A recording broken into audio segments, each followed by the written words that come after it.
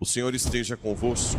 Ele está no meio de nós. Proclamação do Evangelho de Jesus Cristo, segundo Mateus. Glória a vós, Senhor. Naquele tempo, disse Jesus aos seus discípulos: Cuidado com os falsos profetas. Eles vêm até vós vestidos com peles de ovelha, mas por dentro são lobos ferozes. Vós os conhecereis pelos seus frutos. Por acaso se colhem uvas de espinheiros ou figos de urtigas? Assim, toda árvore boa produz frutos bons, e toda árvore má produz frutos maus. Uma árvore boa não pode dar frutos maus, nem uma árvore má pode produzir frutos bons. Toda árvore que não dá bons frutos é cortada e jogada no fogo. Portanto, pelos seus frutos vós os conhecereis. Palavra da salvação. Glória a vós, Senhor. Caríssimos irmãos e irmãs, rádio ouvintes que nos acompanham pelas redes sociais. Hoje, a primeira leitura é a continuação do sim de Abraão, né, que sai da sua terra. Ele vai, obedece. E aqui, gente, é importante entender um drama que na nossa vida atual é muito comum. Abraão e Sara não tinham filhos. Sara já estava mais velha. Naquela época, para garantir a descendência, tinha que ter filho. Depois da terra prometida, então nem se fala, porque quem que ia herdar da família a terra prometida? Israel. Tinha que ter um descendente. Então, enquanto Deus fazia esse projeto de Abraão, enorme, enfim, sem medida, Abraão estava focado no filho. Vamos lá, aqui, ó. Aqui não temas, Abraão. Eu sou o teu protetor. A tua recompensa será grande. Abraão respondeu: que me darás, Senhor? Eu me vou desta vida sem filhos, e o herdeiro da minha casa será Eliezer de Damasco. E acrescentou: como não me deste descendência, um servo nascido em minha casa será meu herdeiro. E Deus diz: o teu herdeiro não será esse, mas um dos teus descendentes é que será o seu herdeiro. E conduziu-o para fora e disse: olha para o céu e conta as estrelas, se fores capaz. E acrescentou: assim será a tua descendência. Qual que é o drama? A nossa cacholinha de cabeça de ganso teima em pensar nesse mundo. Eu não sei como é que vai ser, detalhes, mas eu tenho certeza absoluta que o céu inteiro tem alguma coisa que mostra que somos descendentes de Abraão. Todos os que foram salvos, desde o Antigo Testamento, lá no céu nós vamos ter a certeza que somos descendentes de Abraão. Entenderam? O que era o projeto de Deus? Até o fim dos tempos, todos são descendentes de Abraão, pela fé, pai da fé. Eu não sei como é que vai ser no céu, mas eu tenho certeza. Nós bateu o pé lá, se nós bater, né?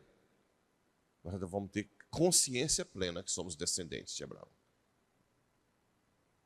Olha o tamanho do projeto de um homem que foi provado pela fé várias vezes. Agora, depois com o filho Isaac, né? Deus.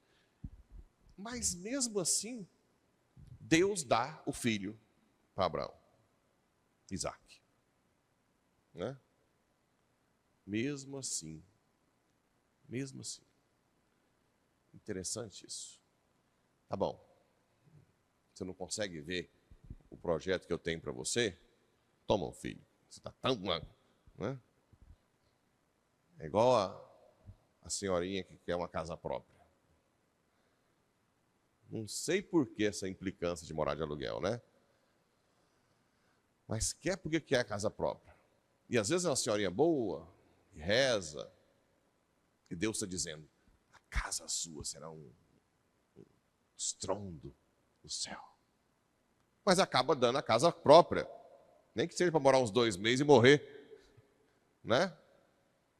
E depois, se a pessoa for muito de Deus, de oração, caridosa, vai ter uma casa extraordinária no céu.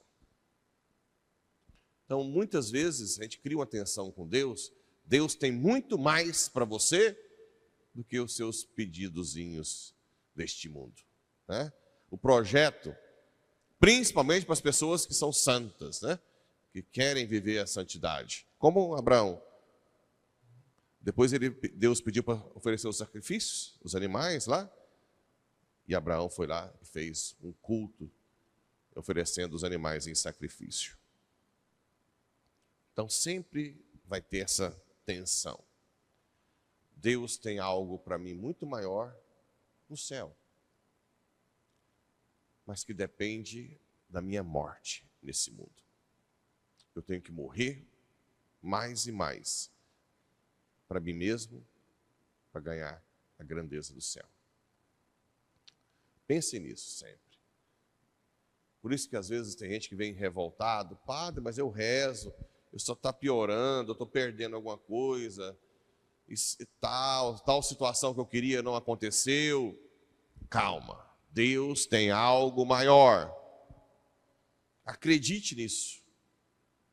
Olha só, quando apareceu a maior derrota, era o evento mais extraordinário da face da terra.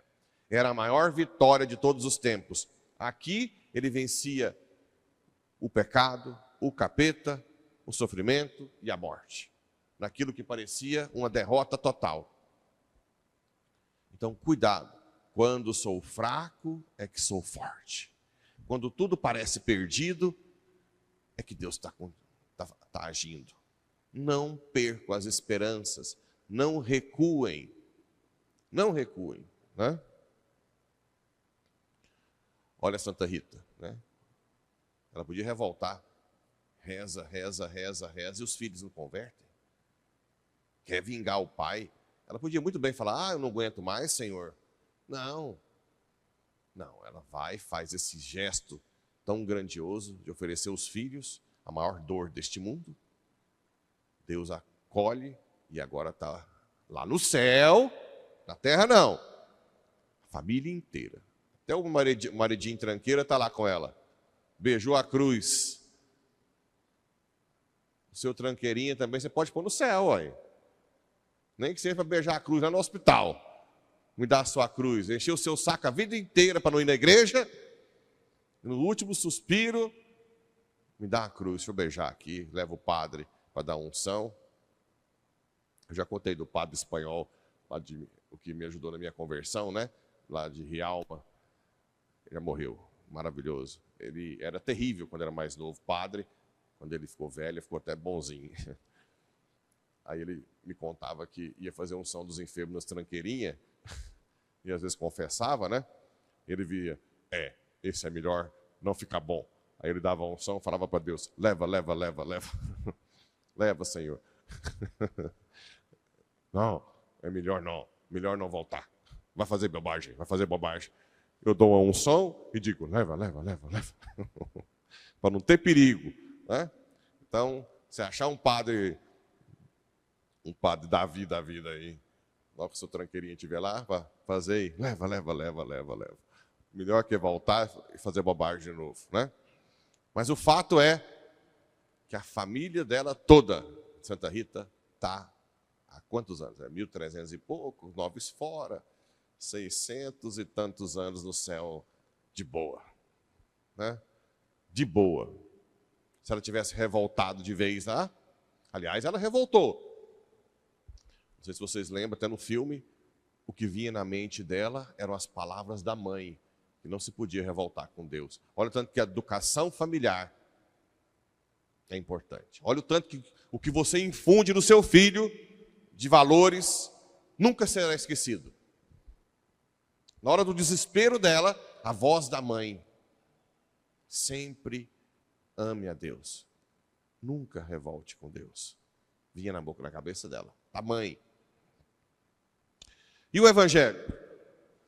O Evangelho falando dos falsos profetas, né? Cuidado com os falsos profetas. Eles vêm até vestidos com peles de ovelha. Agora está na moda, gente, uns padres aí na internet, que nem católico fala que é padre, faz exorcismo, pisa no sal, aí você manda um dinheiro da vela. Pelo amor de Deus, não tem nada de católico, veste como católico, tem até uma igrejinha lá, aí fala que tudo como é que fala? O encosto, trabalho. Alguém fez um trabalho, manda aí R$200 que eu vou fazer umas velas aqui para você. Cheio disso aí. Claro que isso não é católico, né? É falso profeta. Mas como é que vocês conhecem um falso profeta? Vós os conhecereis pelos seus frutos. Primeiro, um falso profeta distorce o evangelho. O evangelho diz para a gente ser humilde, desapegar, e fala que na igreja dele você vai só prosperar. Aí os coitados que não prosperam entram em depressão, e fala que Deus não está olhando por eles. Quer dizer então que a senhorinha que está cuidando dos filhos, dos netos, dos vizinhos lá com um salário mínimo, ela é maldita, porque ela não prosperou. E o tranqueira que está passando os outros para trás, está andando aí de carrão e jatinho, esse é abençoado. É só pensar, né? 2 neurônios, matar burro no meio, resolve essa equação. Claro que não é assim. Claro que não é assim. O que mais? Além de distorcer, a pessoa não vive o evangelho. A pessoa quer extorquir a ovelha, usar a lã e o leite para si próprio. É alguém que não... O povo, eu já notei isso, o povo não tolera pessoas, por exemplo, que não são capazes de servir hora nenhuma, que não estão à disposição. O povo tolera padre bravo, que dá piti, que é sei lá o quê, desde que o padre sirva. Mas se o padre nunca serve, nunca pode, nunca está disponível, o povo não tolera.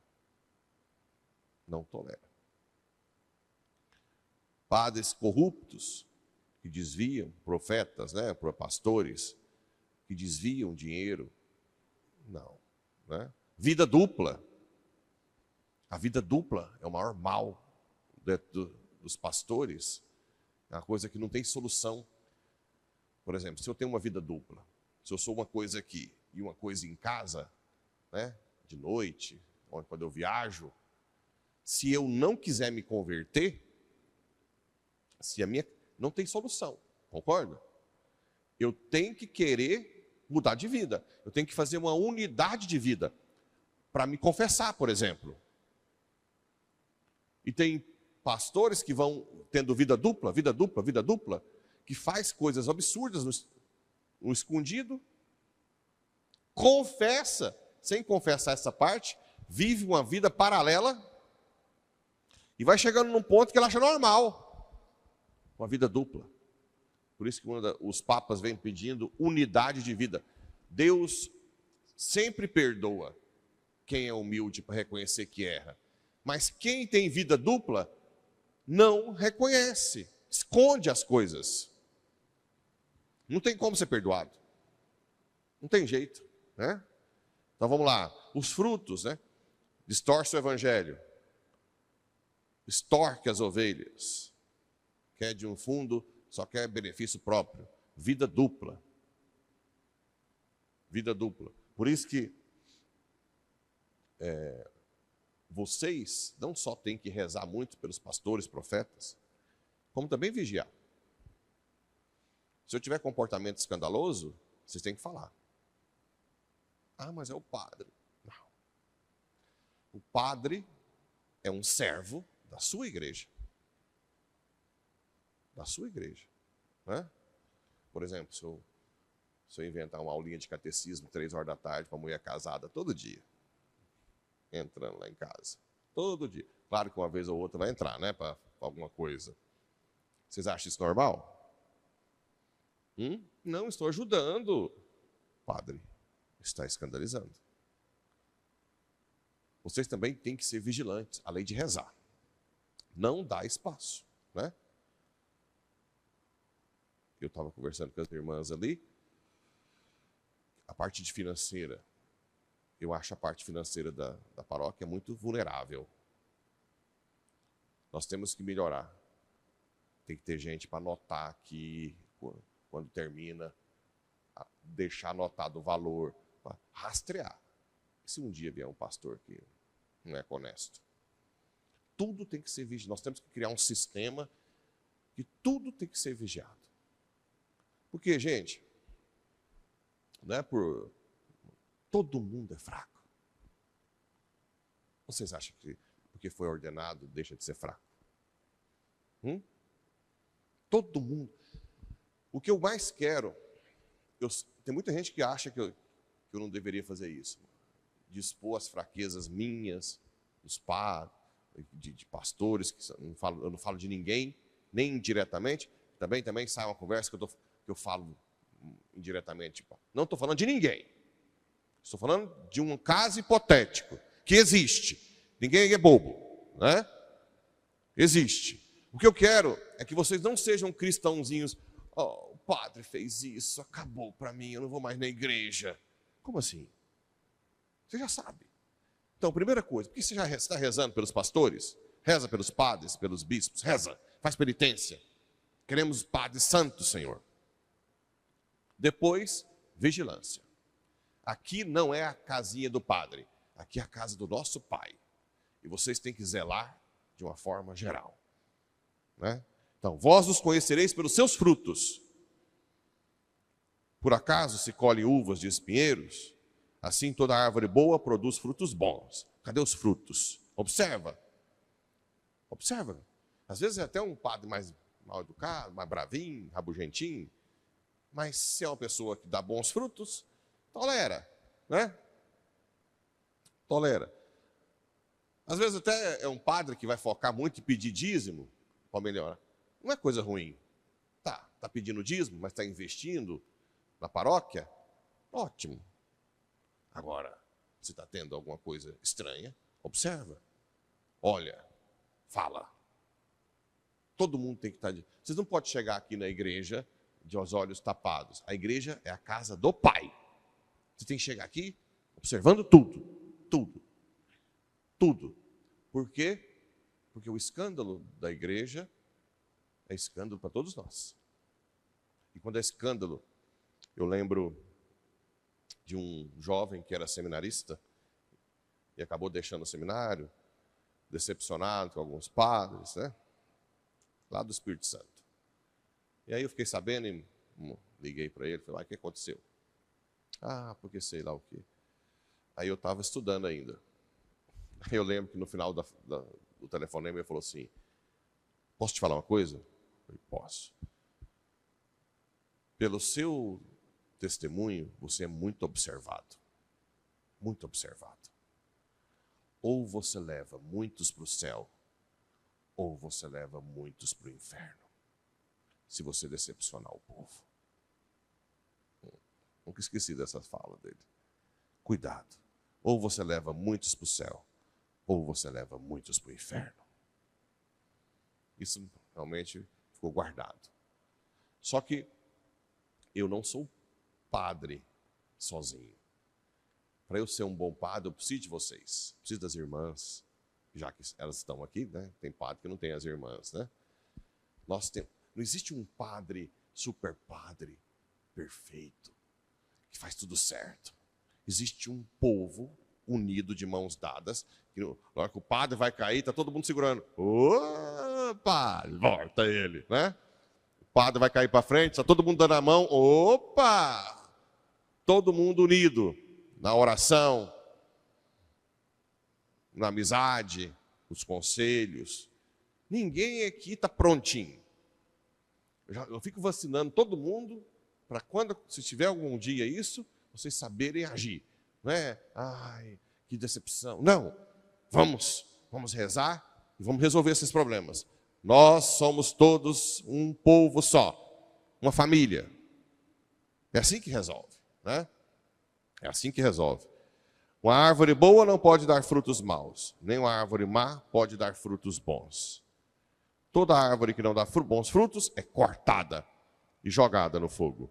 Portanto, pelos seus frutos, vós os conhecereis. Bem, rezem pelos pastores, estejam aqui sempre vigilantes, né? Nós vamos fazer de tudo para não dar espaço, mas vocês fazem parte dessa casa. Vocês são responsáveis dessa casa. A igreja precisa dos leigos para rezar e para vigiar. E amar, né? Na correção.